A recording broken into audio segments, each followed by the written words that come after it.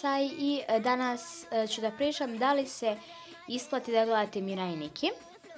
Ovako, da počnemo. Mirai Nikki je horor anime i malo je, kako da kažem, malo je psiho, a priča je veoma zbunjujuća i možda neki prosto ne vole takve stvari, ovako stvarno zbog, ja najviše gledam ovaj anime, mislim najviše ga volim zbog te Juno, ona je glavni lik. Sada postoji 12 korisnika, da počnem priču. Postoji 12 korisnika koji je Bog Deus, kako da kažem, oni iz njihove mašte, znači taj Bog je iz njihove mašte, i bar su oni misle da je iz njihove mašte, i on je osnovao tu jednu igru u kojoj se radi kao Hunger Games. I sada, ako svako ima 12 telefona, svaki korisnik, ima ih naravno 12, i svaki pokazuje svaki različit telefon. Ako pokaže telefon dead end, znači da je korisniku kraj njegov, imaće lošu sudbinu, a ako je happy end, znači da će se desiti nešto dobro, mislim dobru korist njemu.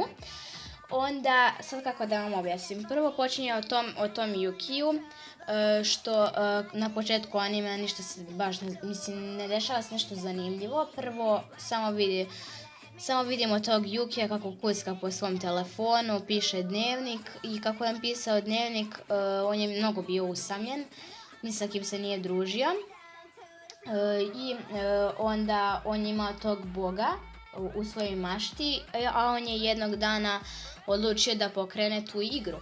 A on je mislio da je jedini u toj igri, pošto je mislio ovo je samo njegova mašta, naravno ništa nije stvarno. A u stvari se desilo baš to, da svi korisnici mogu da vide jedni druge i moraju naravno da ih ubiju. Onda imali su dva super openinga, prvo i treće, drugo mi se nešto i nije svidjelo, ali treće je mislim fullova. I sad šta još mogu da vam kažem za taj anime, osim da je vrh, meni se to baš svidjelo. Horror anime su po meni najbolji anime, mislim žanr animea.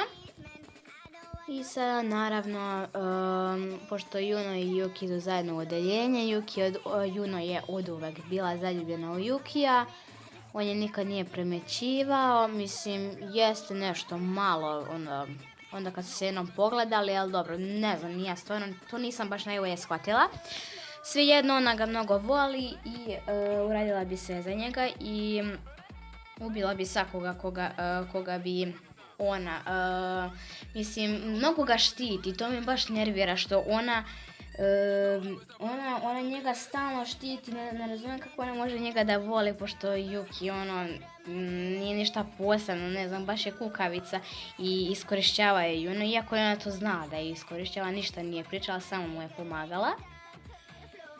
I ne znam što je stvarno mogu da vam kažem, osim da je anime dobar, mislim da vam preporučujem da gledate ovaj anime. I ono što bi ja rekla je da, treba da ga pogledate.